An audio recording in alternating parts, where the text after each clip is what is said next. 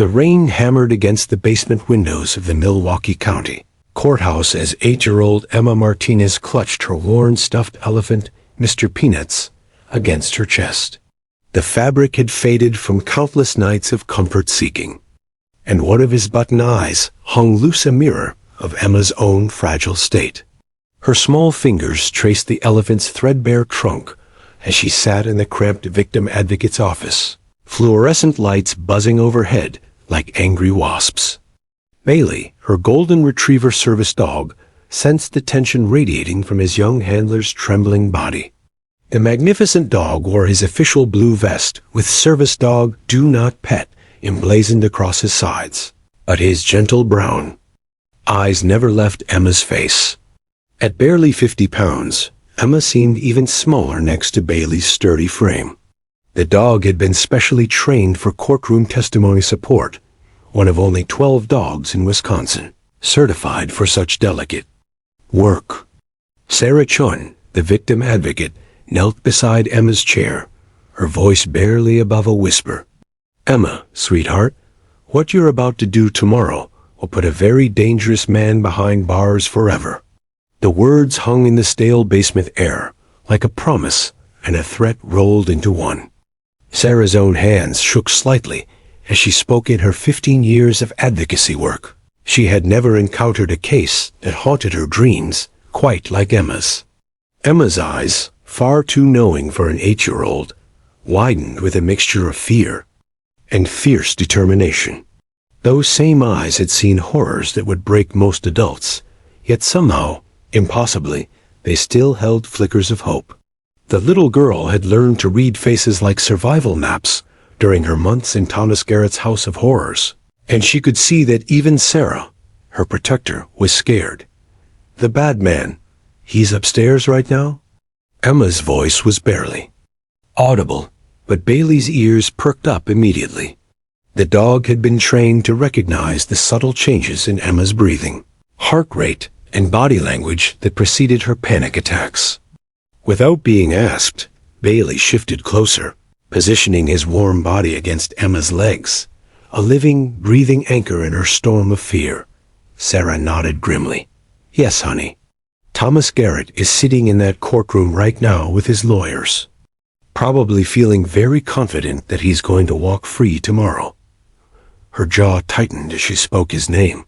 The prosecution team had been working around the clock for months, but they all knew the truth. Without Emma's testimony, the case would crumble. Physical evidence had been destroyed. Other witnesses had mysteriously recanted their statements, and Garrett's expensive defense team had already gotten similar charges dismissed in 3 other states. Emma's breathing quickened, and Bailey responded instantly. The dog rose smoothly and placed his head on Emma's lap, his steady weight providing the deep pressure therapy that helped regulate her nervous system. The golden retriever had been matched with Emma 6 months ago, after her new adoptive family, Rosa and David Martinez, realized the depth of her trauma-induced anxiety and selective mutism. "But Emma," Sarah continued, her voice gaining strength, "you have something he doesn't expect. You have Bailey, and you have your secret signal." They had practiced it hundreds of times in this very room. A gentle pat on her leg, followed by her hand on her chest. It was Emma's way of telling Bailey she needed his special comfort technique, the one that could ground her when memories threatened to pull her under. The little girl's free hand found Bailey's silky ear, rubbing it between her fingers, a self-soothing behavior they had worked on with the dog's trainer. "Will you tell me again about the other kids?" she whispered. Sarah's expression grew heavy with the weight of secrets she wished she didn't have to carry. 3 other children in 3 different states tried to tell people what Thomas Garrett did to them. But they were alone, Emma. They didn't have families who believed them. They didn't have Bailey, and they didn't have a judge like Judge Williams who understands how brave children can be. Emma absorbed this information with a solemn intensity that characterized everything about her these days. Before Thomas Garrett, she had been a different child, bubbly, trusting, quick to laugh. Those early memories felt like stories about someone else now, glimpses of a girl who no longer existed. The other kids. Did the bad things happen to them too? Emma's voice cracked on the word things. She still couldn't bring herself to speak explicitly about the abuse, even in this safe space. Yes, sweetheart, the same bad things. But their cases disappeared because important people didn't believe them. Important people who should have protected them instead chose to protect him. Sarah's voice carried barely contained fury. But tomorrow is different. Tomorrow, you're going to tell your truth, and everyone is going to listen. Bailey seemed to sense the conversation's intensity and performed one of his trained behaviors, a gentle nose nudge against Emma's hand, reminding her to breathe deeply. The dog's training had been extensive, covering everything from panic attack intervention to courtroom etiquette. He knew how to remain perfectly still during testimony, how to provide comfort without creating distractions, and most importantly, how to recognize when Emma needed him most. Emma looked down at her beloved companion, then back at Sarah. Just a moment, steel flickered in her young eyes, the same steel that had helped her survive months of systematic abuse. "He thinks I'm just a broken kid nobody wanted," she said quietly. "That's what he always said. That nobody would believe me because I was damaged goods from the foster system." Sarah leaned forward, her voice fierce with conviction. "Emma Martinez, you are not broken. You are not damaged goods. You are the bravest person I know. And tomorrow, you and Bailey are going to change everything." Outside, thunder rolled across the Milwaukee sky, as if the heavens themselves were preparing for battle. In 12 hours, an 8-year-old girl and her extraordinary dog would walk into that courtroom and face down a monster. Justice itself would depend on their courage, their bond, and a secret signal that could unlock the truth. Emma hugged Mr. Peanuts tighter and whispered to Bailey, "Tomorrow, we save the other kids too, don't we, boy?" Bailey's tail thumped once. Against the floor, his way of saying yes, they were ready to be heroes together. Judge Patricia Williams arrived at the Milwaukee County Courthouse at 4:47 a.m., 13 minutes earlier than her usual time. The parking lot was empty except for the security guard's patrol car and a few scattered vehicles belonging to the night cleaning crew. She sat in her silver Honda Accord for a moment, watching the rain streak down her windshield, and felt something she hadn't experienced in her 23 years on the bench: genuine fear about the outcome of a case. The manila folder on her passenger seat contained documents that had kept her awake for 3 straight nights.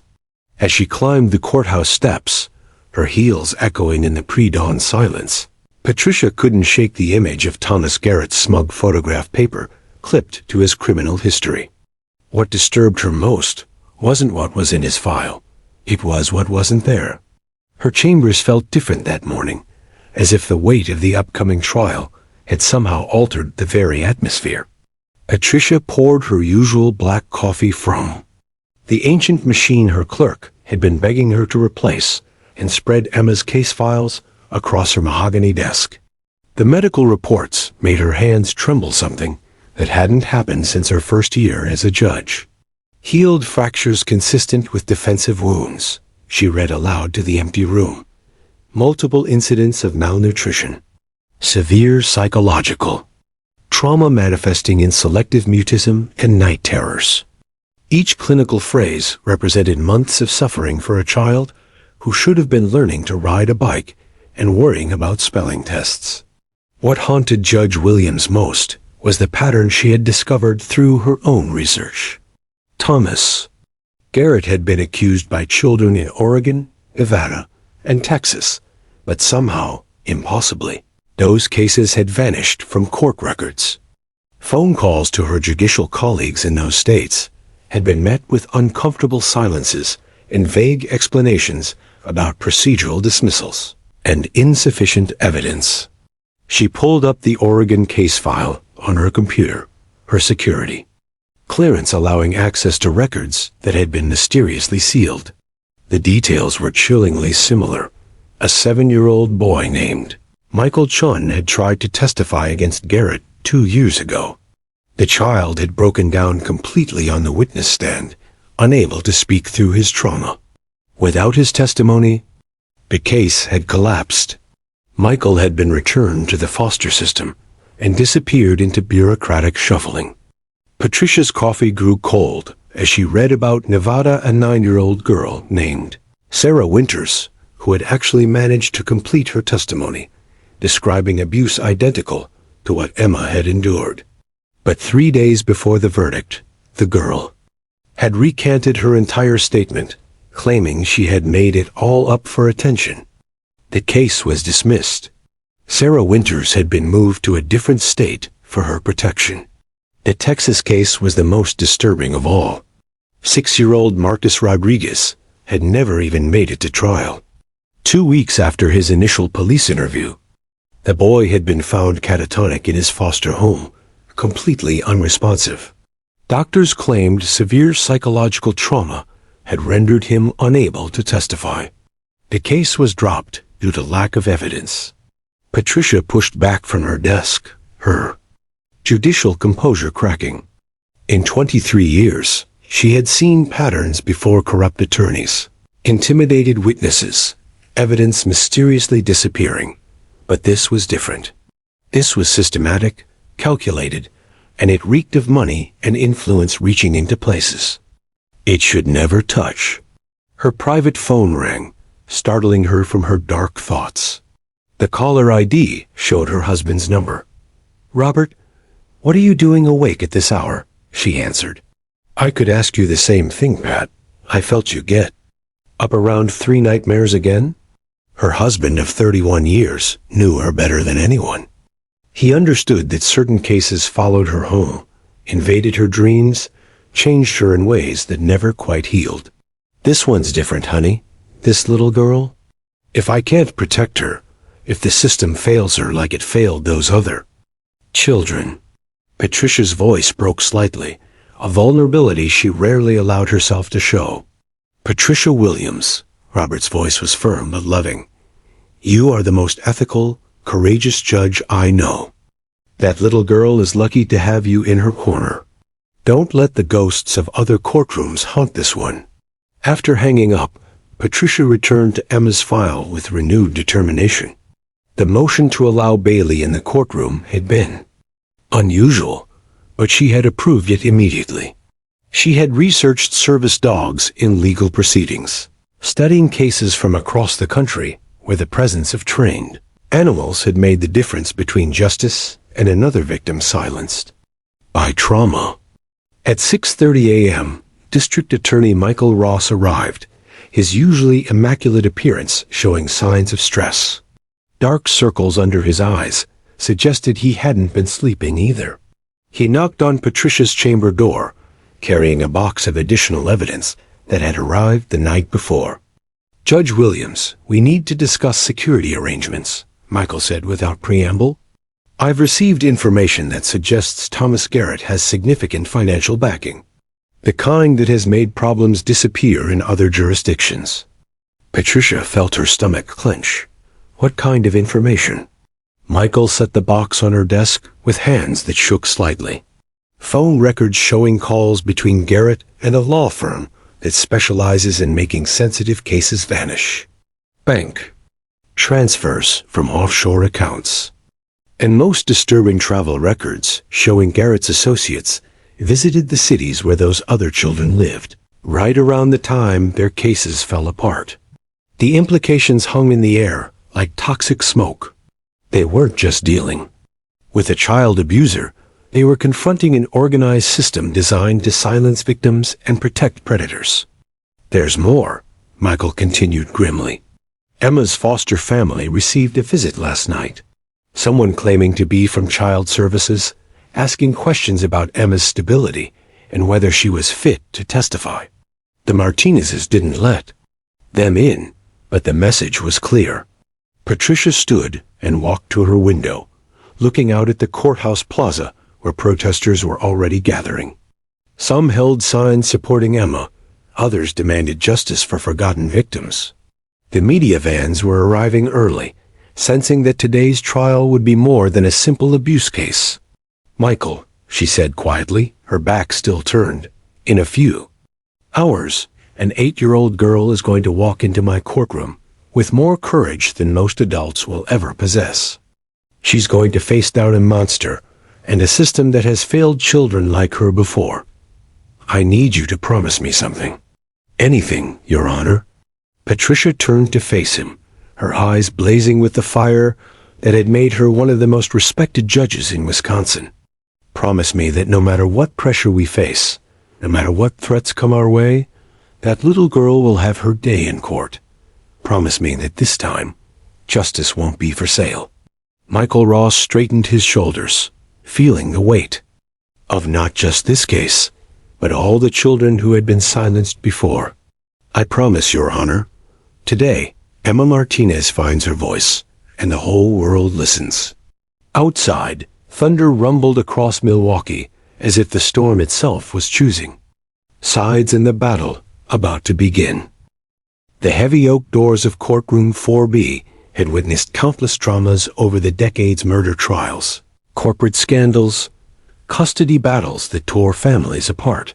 But at exactly 9:47 a.m. on that gray Milwaukee morning, those same doors would frame a moment that would be seared into the memory of everyone present for the rest of their lives. The courtroom buzzed with the usual pre-trial energy. Reporters whispered into phones, sketching artists positioned their easels for optimal views, and spectators filled every available seat. The gallery was divided like opposing armies. Emma's supporters on the left, including social workers, child advocates, and foster families who had followed her story. On the right sat Thomas Garrett's contingent, well-dressed individuals whose presence felt more like a business meeting than a support system. Defense attorney Janet Burke shuffled through her papers one final time, her expensive suit unable to hide the tension radiating from her shoulders. She had built her career on defending the indefensible, but this case felt different. The evidence was damning. The victim was sympathetic, and worst of all, she was beginning to suspect her client was exactly the monster the prosecution claimed he was. Thomas Garrett himself sat with practiced calm at the defendant's table, his gray suit impeccably tailored, his silver hair styled to suggest distinguished authority rather than predatory cunning. To the casual observer, he looked like a successful businessman wrongly accused, exactly the image his expensive legal team had carefully crafted. His pale blue eyes scanned the courtroom with the confidence of a man who had walked free from similar accusations 3 times before. District Attorney Michael Ross reviewed his opening statement, though the words had been burned into his memory through countless rehearsals. Everything hinged on the next few minutes. Without Emma's testimony, months of investigation would crumble into legal footnotes. With it, they might finally stop a predator who had operated with impunity for far too long. Judge Patricia Williams took her seat at the bench, her black robes feeling heavier than usual. She had reviewed every precedent for allowing service. Animals in courtrooms, consulted with child psychology experts, and even spoken with judges in other states who had faced similar situations. Her decision would set legal precedent, but more importantly, it would determine whether an 8-year-old girl could find her voice in the face of unimaginable trauma. The bailiff, Officer Martinez, no relation to Emma's adoptive family despite the shared surname, positioned himself near the witness stand. A 20-year veteran of courthouse security, he had seen his share of difficult testimonies, but something about today felt different. His own daughter was 8 years old, and the thought of her facing what Emma had endured made his jaw clench with barely controlled fury. Court reporter Susan Blake adjusted her stenotype machine, her fingers poised over the keys that would capture every word of what promised to be extraordinary testimony. In her 15 years of recording court proceedings, she had developed the ability to remain emotionally detached from even the most disturbing cases. Today, she wondered if that professional distance would hold. Rosa Martinez clutched her husband David's hand so tightly that his wedding ring cut into his skin, but he didn't dare complain. They had been Emma's family for only 8 months. But in that time, they had watched a broken, silent child slowly begin to heal. The thought of her having to relive her trauma in front of strangers made Rosa's stomach churn with protective fury. "All rise for the Honorable Judge Patricia Williams," announced the bailiff, his voice cutting through the courtroom chatter like a blade. As the room settled and Judge Williams called the court to order, a hush fell over the assembly. Everyone knew they were about to witness something unprecedented, the testimony of a child, so traumatized that she required a service dog just to speak. The weight of anticipation pressed down on the room like a physical force. Then the doors opened. Conversations died mid-syllable. Cell phones were forgotten halfway to ears. Sketch artists' pencils froze above their pads. Even the court reporter's fingers stilled on her machine as Emma Martinez appeared in the doorway. She stood barely 4 feet tall, her dark hair pulled back in 2 careful braids that Rosa had woven that morning with trembling fingers. She wore a simple blue dress, her favorite color. She had told Bailey the night before, because it matched his service vest. Her small hand rested on the handle of Bailey's specially designed courthouse harness, a piece of equipment that had taken weeks to approve through legal channels. Bailey himself was magnificent in his official capacity. The golden retriever's coat gleamed under the courtroom's fluorescent lights, his blue service vest pristine and professional. But it was his eyes that commanded attention, intelligent, alert, completely focused on his young handler. Every line of his body spoke of absolute dedication to the small girl beside him. Together, they began their walk down the center aisle. The sound of their synchronized footsteps echoed in the sudden silence. Emma's black Mary Jane shoes clicking softly against the marble floor, Bailey's nails providing a gentle counterpoint. It was a sound that would haunt the dreams of everyone present, the rhythm of courage walking directly into the face of evil. Hardened criminals and the gallerymen awaiting their own trials for various offenses straightened unconsciously as the pair passed. Something about the sight of this tiny warrior and her canine guardian struck them at a primal level. Several wiped tears from their eyes, though they would never admit it later. Thomas Garrett's mask of calm began to slip as his alleged victim approached. He had counted on Emma being too broken to testify, too traumatized to face him in court. The sight of her walking toward him with quiet determination, supported by an animal trained specifically to help her find her voice, sent the first crack of fear through his composure. News reporter Jennifer Walsh, covering her first child abuse case, found herself unable to take notes as she watched Emma's approach. Later, she would write that it was like watching David walk toward Goliath. If David had been 8 years old and accompanied by an angel disguised as a golden retriever. As Emma neared the witness stand, Bailey maintained perfect heel position, his training evident in every measured step. The dog's presence seemed to create an invisible bubble of calm around them both, a sacred space where courage could flourish despite fear. Judge Williams felt her professional composure crack as she watched this extraordinary entrance. In 23 years on the bench, she had never seen anything like it, the entire courtroom holding its collective breath as a child, and her service dog approached the witness stand with the gravity of generals marching into battle. "Good morning, brave one," Judge Williams whispered, abandoning decades of judicial protocol, as her heart overruled her training. Emma's chin lifted slightly at the words, a subtle but unmistakable sign that beneath her terror lay something unbreakable.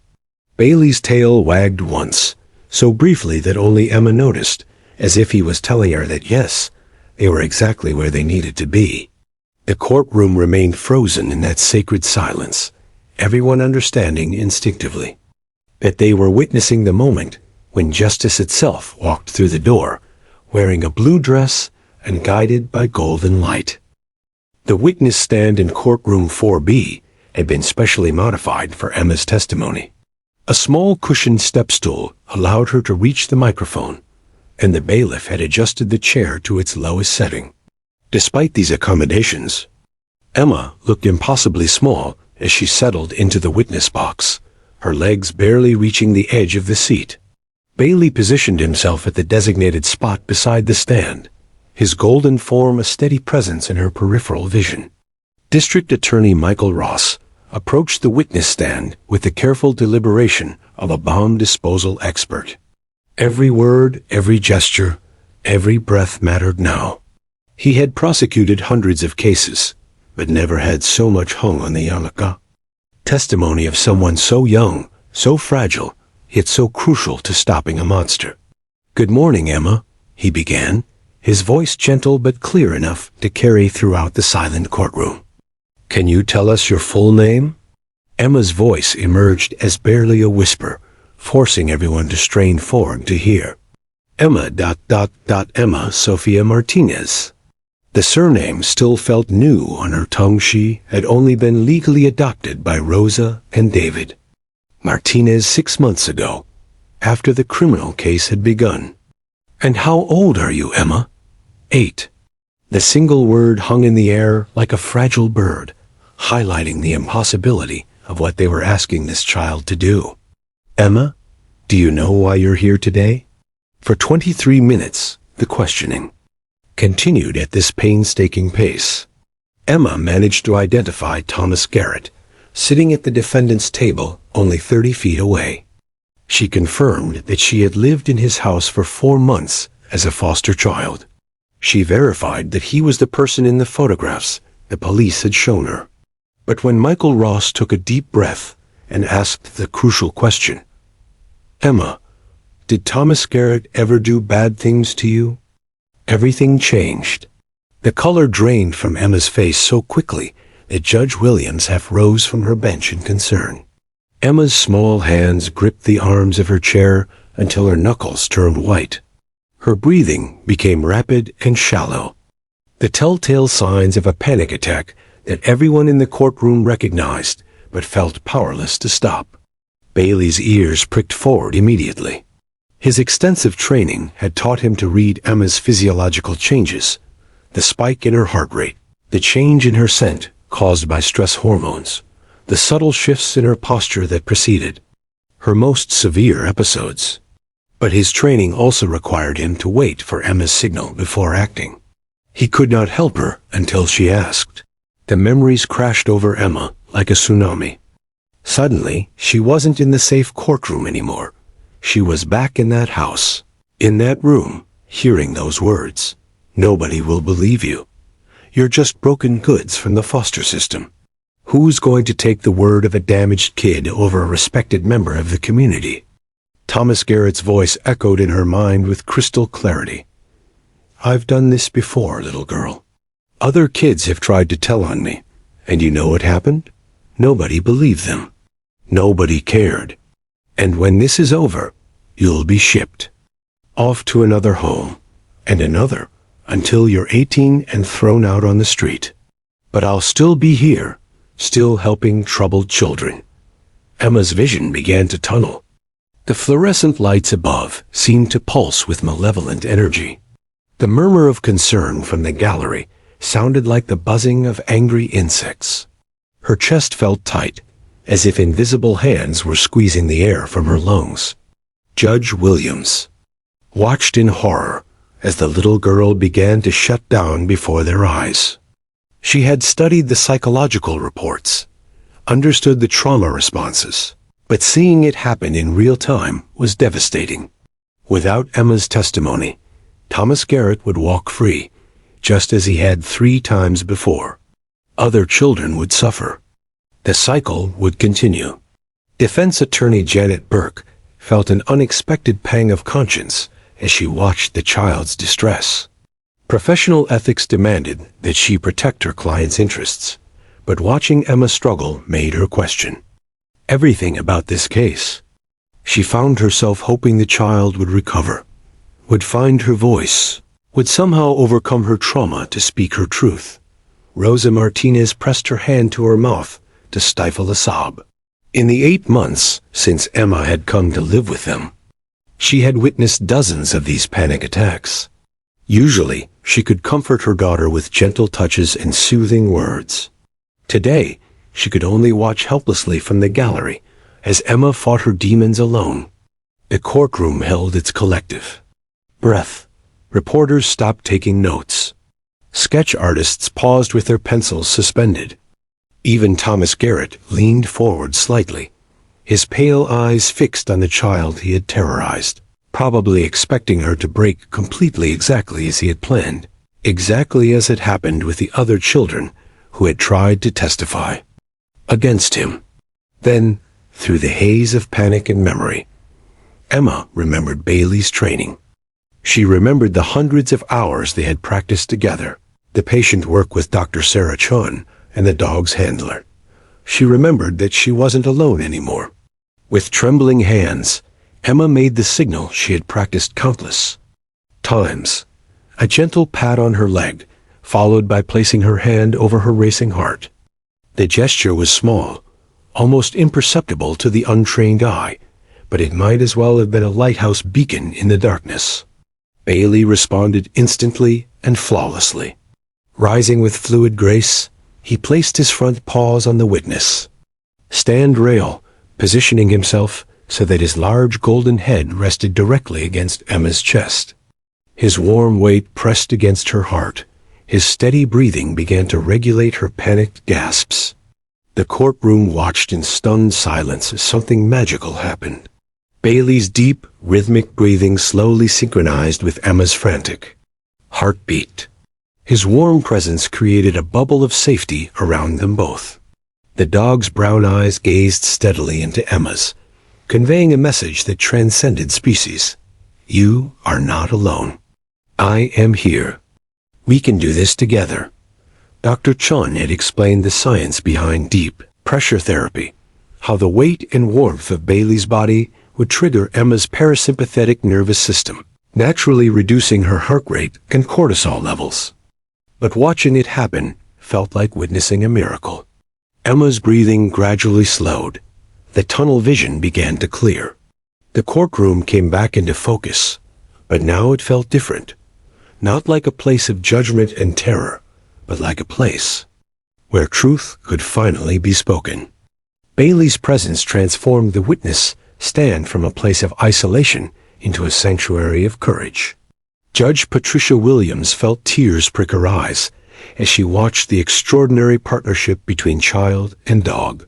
In all her years on the bench, she had never seen anything like this moment of pure healing happening in real time.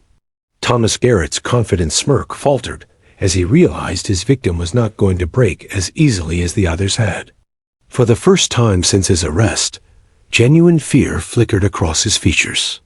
Emma looked down at Bailey's trusting eyes, drew strength from his unwavering presence, and felt something she hadn't experienced in months, the absolute certainty that she was safe, protected, and finally ready to tell her truth. The moment everything changed had arrived, carried on the wings of golden light and infinite loyalty. The silence in courtroom 4B stretched like a taut wire as Bailey pressed his warm body against Emma's chest, his rhythmic breathing slowly steadying her panicked gasps. For 37 seconds, though it felt like hours to everyone present, the only sounds were the gentle wheeze of the old ventilation system and Emma's gradually slowing heartbeat that seemed to echo through the hushed chamber. Then defense attorney Janet Burke shattered the sacred quiet like a sledgehammer through stained glass. Objection! Her voice cracked like a whip through the courtroom as she shot to her feet, her chair scraping against the marble floor with an ugly screech. Your Honor, this theatrical display is clearly prejudicial to my client. The prosecution is manipulating the jury's emotions with this this circus act. Burke's words hit the room like physical blows. Several spectators gasped audibly. Rosa Martinez let out a strangled sob from the gallery. Even hardened court personnel looked shocked at the attorney's callous dismissal of a child's obvious distress. But it was Emma's reaction that truly revealed the cruelty of the objection. The little girl flinched as if she'd been slapped, her fragile recovery shattered by the harsh accusation that her trauma was somehow fake, performed for effect. Bailey felt her heart rate spike again, compressed. Closer, his intuitive understanding of her needs transcending anything his formal training had taught him. Judge Patricia Williams felt something inside her chest ignite not the cold fire of judicial anger, but the blazing fury of a woman who had spent 23 years watching lawyers put procedure over humanity. She looked at Burke with eyes that could have melted steel, and at Thomas Garrett, who was nodding approvingly at his attorney's aggressive tactic. In that moment, Patricia Williams faced the most important decision of her judicial career. She could follow traditional protocol, remove the dog, and likely watch this traumatized child dissolve completely. Exactly what had happened to the 3 children who had tried to testify against Garrett in other states. Or she could choose courage over convention, justice over technicality. District Attorney Michael Ross began to rise, prepared to argue the legal precedents for emotional support animals in testimony. But Judge Williams raised her hand in a gesture that commanded absolute silence. The authority in that simple movement was so profound that even Burke sat down automatically, her objection dying on her lips. Judge Williams stood slowly, her black robe seeming to expand around her like dark wings. 23 years of judicial restraint, of measured words and careful precedence, of always choosing the safe legal path, all of it crystallized into this one moment of absolute moral clarity. "The dog stays," she said, her voice carrying the weight of 2 decades of accumulated wisdom and authority. The words rang through the courtroom like a bell, clear and uncompromising. "And we will take whatever time this witness needs." But Judge Williams wasn't finished.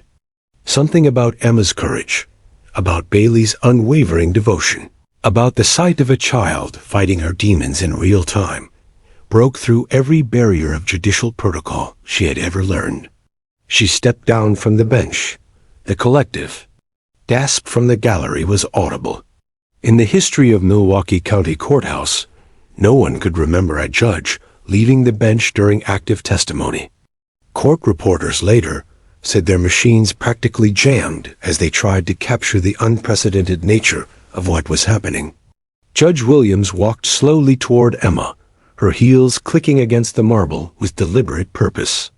With each step, she shed layers of judicial formality like a butterfly emerging from its chrysalis. By the time she reached the witness stand, she was no longer Judge Patricia Williams. Stern arbiter of law, she was Patricia, a woman who had spent her career trying to protect the innocent and had finally found a moment worth abandoning protocol. 4. She knelt beside the witness stand, bringing herself to Emma's eye level while carefully maintaining appropriate boundaries. Bailey watched her approach with alert but accepting eyes. His training had taught him to recognize allies, and every instinct told him this woman was fighting for his girl. "You're safe here, sweetheart," Judge Williams said, her voice carrying 23 years of authority, but softened with genuine maternal warmth. "Take all the time you need. Nobody in this courtroom is going anywhere until you're ready." Emma stared into the judge's eyes, kind brown eyes that reminded her of Bailey's, and saw something she had rarely encountered in her short, difficult life. An adult who truly believed her, who was willing to fight for her, who understood that her healing mattered more than legal procedures. Janet Burke started to object again, her mouth opening to protest this unprecedented breach of courtroom protocol. But Judge Williams silenced her with a look that could have frozen summer. "Ms. Burke," the judge said without taking her eyes off Emma, "if you interrupt this witness again, you'll find yourself in contempt faster than you can say circus act." The threat hung in the air like a sword. Burke, for all her expensive education and courtroom experience, suddenly understood that she was facing a force far more powerful than legal precedent. She was confronting justice itself, personified in a judge who had finally chosen humanity over procedure. Thomas Garrett's confident mask began to crack as he watched his defense attorney being systematically dismantled. For the first time since his arrest, genuine fear flickered across his features. This wasn't going according to plan. The child was supposed to break down completely, just like the others had. The judge was supposed to maintain cold professional distance. Everything was supposed to follow the pattern that had protected him for years. But Emma Martinez wasn't breaking. Bailey's presence gave her strength the other children hadn't possessed. And Judge Williams was rewriting the rules of justice right before his eyes. In the gallery, spectators sat transfixed by this moment of transformation. News reporters frantically scribbled notes, knowing they were witnessing legal history being made. Social workers and child advocates felt tears streaming down their faces as they watched a judge finally put a child's welfare above legal technicalities. Rosa Martinez gripped her husband's hand so tightly she left nail marks, her heart swelling with gratitude for this extraordinary woman who was fighting for their daughter with such fierce determination. Judge Williams remained kneeling beside Emma, her presence creating a protective barrier between the child and everyone who might seek to silence her. "Emma," she said gently, "I want you to know something. In all my years as a judge, I have never met anyone braver than you. You and Bailey are the strongest team I've ever seen in my courtroom." Emma felt something shift inside her chest, not the familiar twist of fear, but something warm and bright and powerful. For the first time in her life, she truly understood what it meant to be protected by someone with the power to make a difference. The courtroom waited in hushed reverence as judge, child, and dog formed an unlikely trinity of courage, compassion, and justice. Legal precedents shattered and reformed around them, creating new possibilities for every traumatized witness who would follow in Emma's footsteps. History was being written in real time, one gentle word at a time, as justice finally found its voice in the most unlikely of places, the heart of a judge who chose love over law and changed everything forever. With Judge Williams kneeling beside her and Bailey's warm presence grounding her spirit, Emma felt something extraordinary happen inside her chest, like a locked door that had been sealed by trauma suddenly creaking open to let in light. The courtroom waited in absolute silence as she drew her first steady breath in what felt like hours. "I'm ready now," Emma whispered, her small voice carrying more strength than anyone had dared hope. Judge Williams smiled with maternal pride and slowly returned to the bench, her protective energy still radiating toward the witness stand like an invisible shield. District Attorney Michael Ross approached again, his earlier gentle demeanor now infused with quiet reverence for what he was witnessing. "Emma, you were very brave to tell us your name and age. Can you tell us about living with Mr. Garrett?" Emma's hand found Bailey's ear, her fingers working through the silky fur, as she had been trained to do when memories threatened to overwhelm her. "He seemed nice at first," she began, her voice soft but clear. "He bought me new clothes and toys. He said I was special, that I deserved good things after being in so many bad homes." The courtroom hung on every word. This was a pattern familiar to anyone who worked with abused children, the grooming phase, where predators established trust before revealing their true nature. But then it changed? Michael prompted gently. Emma nodded, her eyes fixed on Bailey's steady gaze. "He said the toys and clothes cost money, and I had to earn them. At first, it was just chores, cleaning, cooking, staying quiet when his friends came over. But then," her voice faltered for a moment, and Bailey immediately sensed her distress. Without being signaled, he shifted slightly, pressing more of his weight against the witness stand, where Emma could feel his reassuring presence. Then he said I had to do other things, bad things. He said it was normal, that all foster kids had to earn their keep this way. Emma's voice grew stronger as she continued, as if speaking the truth was physically liberating her from its weight. When I said no, he got angry. He said nobody would believe me because I was damaged goods. The words damaged goods struck the courtroom like a physical blow. Rosa Martinez bit her knuckle to keep from crying out, while several jury members openly wiped tears from their eyes. Even the court stenographer paused in her typing, overcome by the casual cruelty of using such dehumanizing language against a child. Thomas Garrett's face had gone pale, his earlier confidence evaporating as Emma's clear, unwavering testimony dismantled his carefully constructed facade.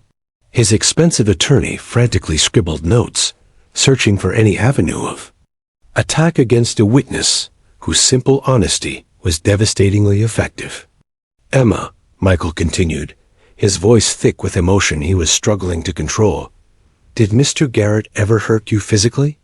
Emma's small hand moved instinctively to her left arm, where a barely visible scar marked where a defensive fracture had healed improperly.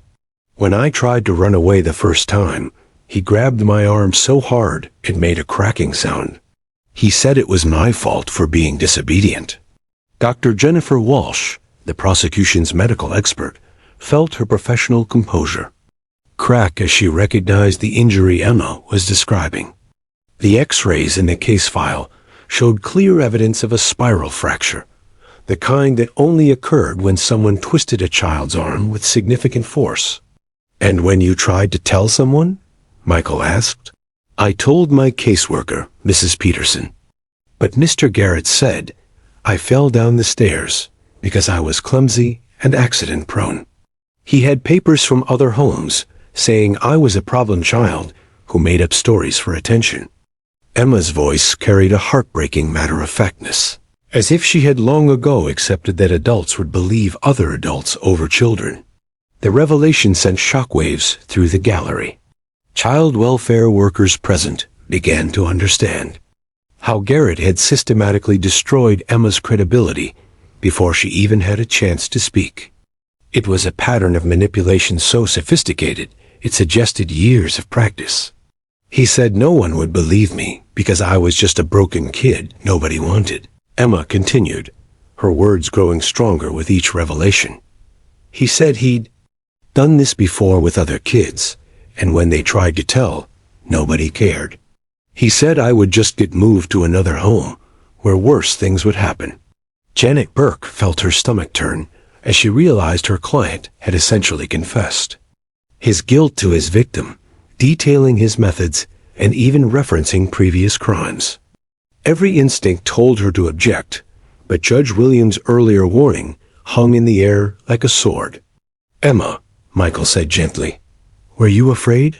Every day, Emma replied without hesitation. I was afraid to sleep because he would come to my room. I was afraid to eat because he said I was costing too much money. I was afraid to cry because it made him angry. I was afraid to be happy because he said I didn't deserve happiness. The systematic psychological torture Emma described left the courtroom in stunned silence. This wasn't just physical abuse. It was the complete destruction of a child's sense of safety, worth, and hope. Bailey sensed Emma's emotions intensifying and performed one of his most advanced trained behaviors, gentle pressure therapy technique, where he shifted his weight to provide calming deep pressure against her legs. The effect was immediate. Emma's breathing remained steady, even as she recounted her darkest memories. But then I came to live with Rosa and David, Emma said, her voice brightening for the first time during her testimony. And they got me Bailey. And for the first time, someone believed me. Someone cared about what happened to me. Rosa Martinez couldn't contain her tears any longer, her sobs echoing softly through the courtroom. David wrapped his arms around his wife, both of them overwhelmed by pride and heartbreak as they listened to their daughter's incredible courage. "Emma," Michael said, approaching the conclusion of his questioning, "is the person who hurt you in this courtroom today?" Emma looked directly at Thomas Garrett for the first time since beginning her testimony. The man who had once seemed so powerful, so untouchable, now appeared small and pathetic under her steady gaze. "Yes," she said clearly. "That's him. That's the man who hurt me and said nobody would believe me." She paused, then added with quiet strength, "But he was wrong. People do believe me now." Thomas Garrett's mask finally shattered completely. The composed businessman facade crumbled, revealing the frightened predator beneath. He knew in that moment that his years of escaping justice were over. This child, this brave, extraordinary child, had done what 3 others before her could. Not. She had found her voice, and it was strong enough to finally silence him forever. The truth had been spoken, hearts had been broken and healed, and justice had found its most unlikely champion in an 8-year-old girl with golden light by her side. The jury deliberation room buzzed with an intensity that surprised even veteran court officers.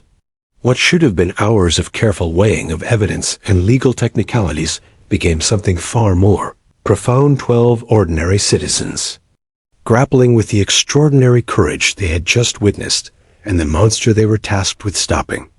Jury foreman Robert Chun, a grandfather of 3, sat at the head of the scarred wooden table that had hosted hundreds of deliberations over the decades. But never had he felt the weight of responsibility quite like this. "I've been on 4 juries," he began, his voice thick with emotion, "and I've never seen anything like what that little girl did today. The evidence is overwhelming," added Maria Santos, a school teacher who recognized the signs of systematic abuse from her professional training.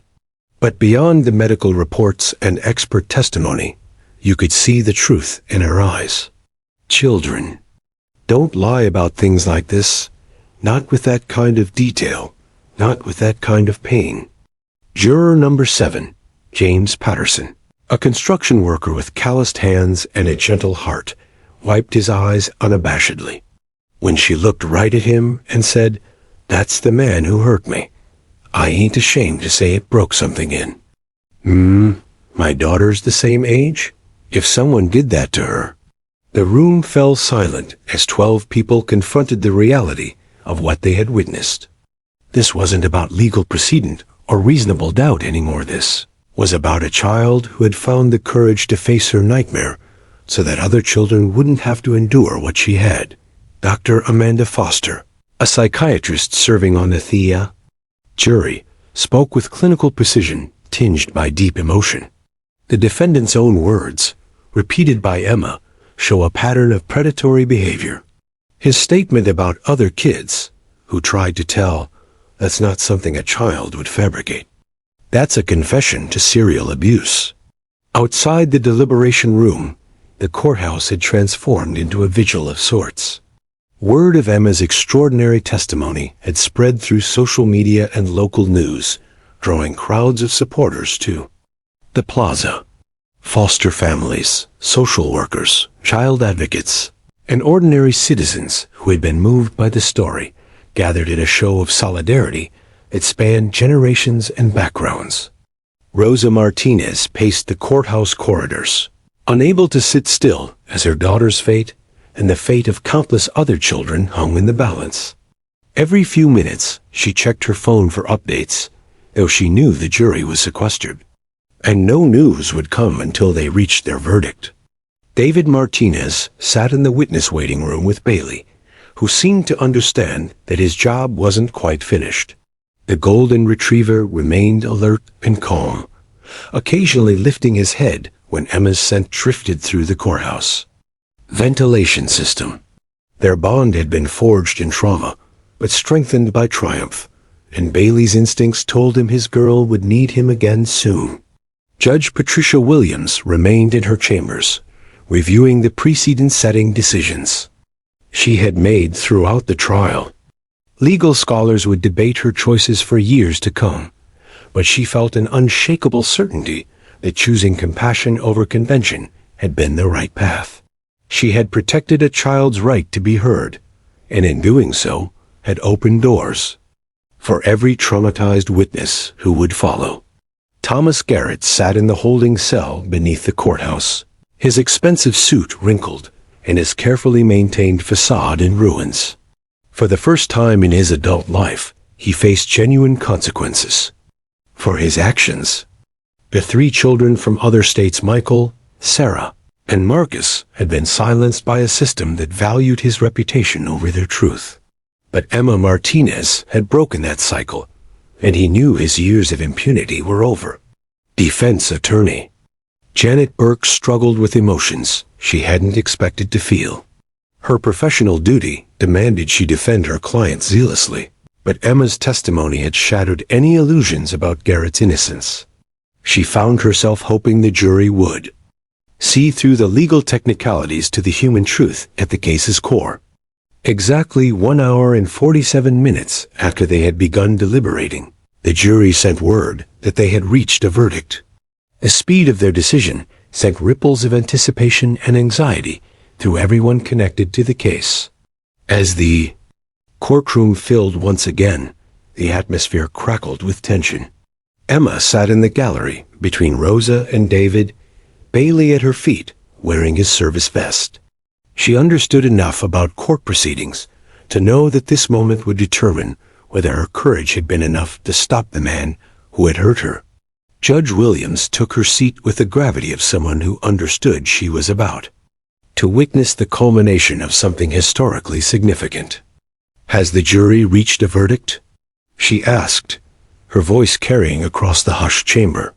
"We have, Your Honor," Robert Chun replied, standing with a piece of paper that contained the power to change lives. The court clerk accepted the verdict and handed it to Judge Williams, who reviewed it silently before returning it to be read aloud. The few seconds of silence stretched like an eternity. On the charge of aggravated child abuse in the first degree, we find the defendant Thomas Garrett guilty. The word guilty rang through the courtroom like a bell of justice finally rung after years of silence. Emma felt her body sag with relief as the verdict continued guilty on all 7 counts, each one representing a different aspect of the systematic abuse she had endured. The gallery erupted in quiet tears and sighs of relief, but all eyes remained on Emma. She buried her face in Bailey's golden fur, feeling the weight of months of fear and preparation finally lift from her small shoulders. Rosa and David surrounded her with gentle embraces, creating a cocoon of family love around their brave daughter. Thomas Garrett collapsed into his chair as the full weight of the verdict hit him. 25 years to life in prison, his carefully constructed life of hidden monstrosity, finally exposed and punished. But the most powerful moment came when Judge Williams addressed the verdict. Looking directly at Emma, she spoke words that would be quoted in legal journals and child advocacy training for years to come. Today, justice was served not by legal precedent or courtroom procedure, but by the extraordinary courage of a little girl who refused to let evil win. Emma Martinez, you are a hero. As the courtroom began to empty, Emma stood and walked to where Thomas Garrett sat in shackles. Bailey remained at her side, his presence giving her the strength for one final act of courage. You were wrong, she said quietly, her voice clear and strong. People did believe me, and now other kids will be safe.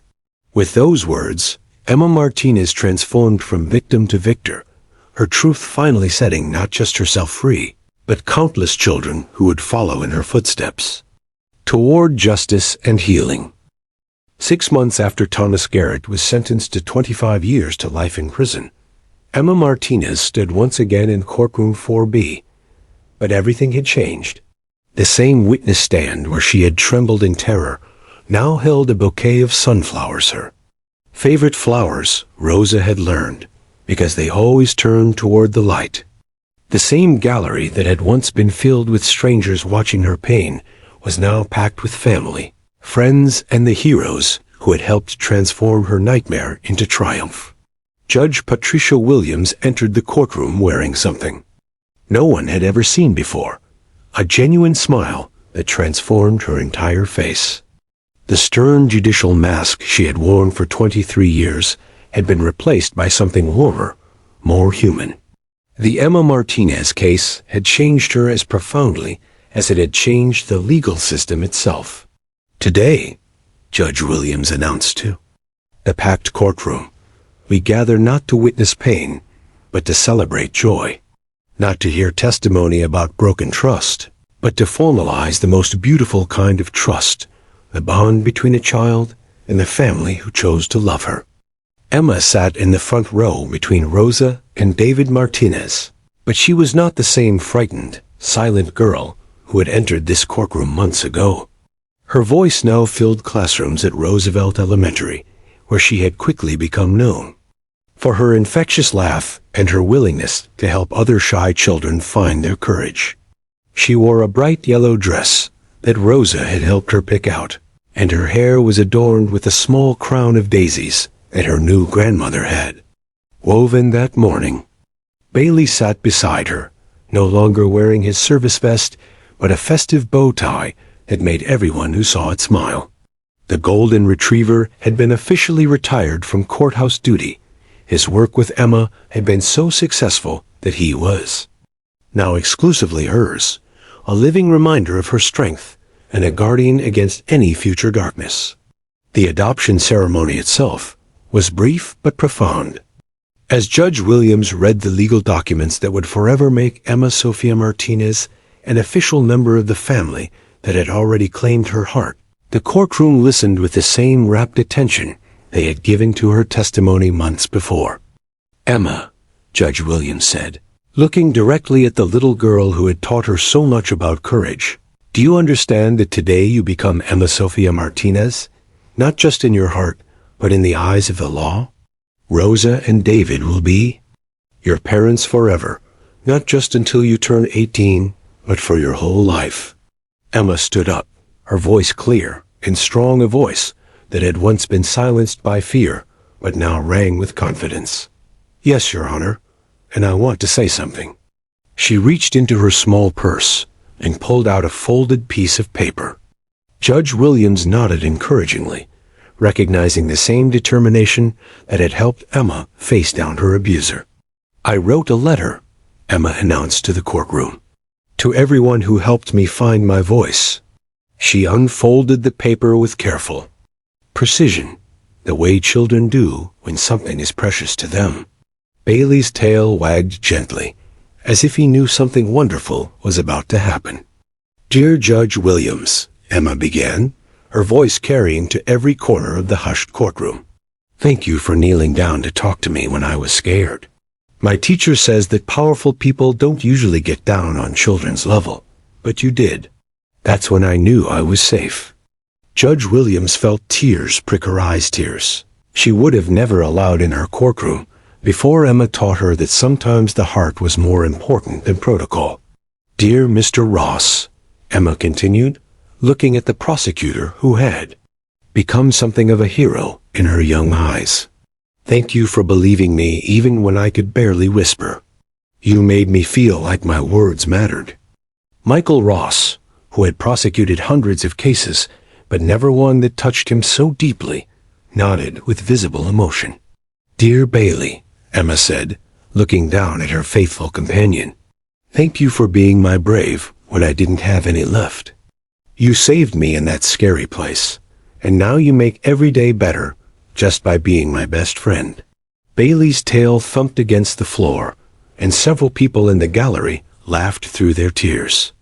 "And dear Rosa and David," Emma's voice grew softer, more intimate, "thank you for choosing me, even though I was broken.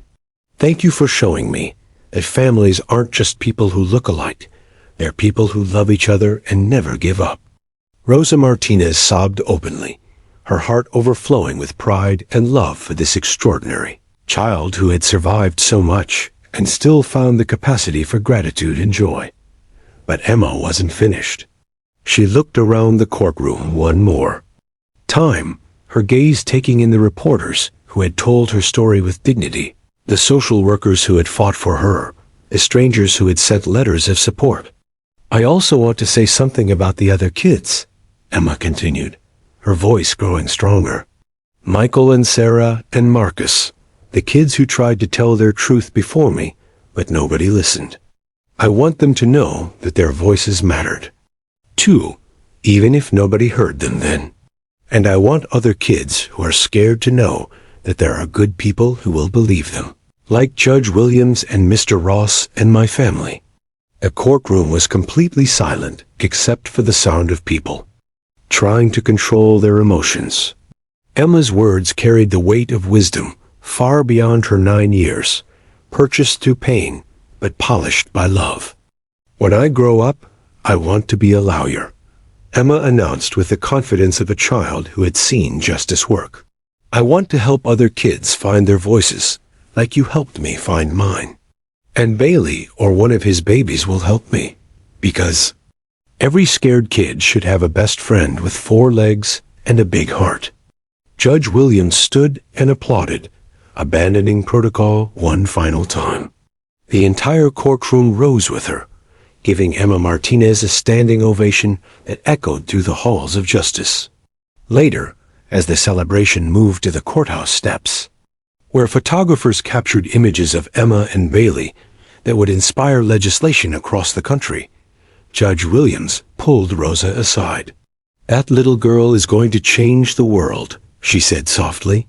Rosa looked at Emma, who was demonstrating to a group of children how Bailey could perform his comfort techniques, and smiled. "She already has, Your Honor. She already has." As the sun set over Milwaukee, Emma Martinez skipped down the courthouse steps with her forever family and her faithful companion, her voice carrying on the wind as she planned all the children she would help when she became a lawyer herself. Behind them, the courthouse stood as a monument, not just to justice, but to the truth that sometimes the smallest voices carry the most powerful messages, and that courage, once found, never truly fades away.